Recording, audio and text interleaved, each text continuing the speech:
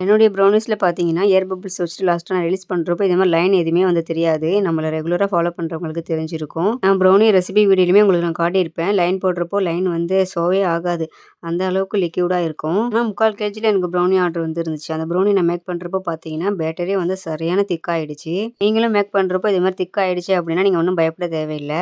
பாருங்க எந்த அளவுக்கு சூப்பர் கிரிங்கிள் டாப்போட சூப்பரா வந்திருக்கு அப்படின்னு. இதனால நம்மளுடைய ப்ரௌனி பேட்டர் இந்த அளவுக்கு திக் ஆகுது அப்படின்னா, இப்ப கூலிங் டைமா இருக்கிறதுனால அதே மாரி தான் திக் ஆயிடும். அதனால தான் ப்ரௌனி ரெசிபி வீடியோலயுமே நான் சொல்லியிருப்பேன். சாக்லேட்டும் பட்டரும் மெல்ட் பண்றப்போ அது வார்மான சூடா இருக்கும்போதே நீங்க வந்து எக் கூட ஆட் பண்ணிடணும் அப்படின்னு. அப்படி நம்ம ஆட் பண்றப்ப தான் லிக்விட் கன்சிஸ்டன்சிலே இருக்கும். பட் நான் வந்து இது வந்து அதே மாதிரி தான் நான் ஆட் பண்ணேன்.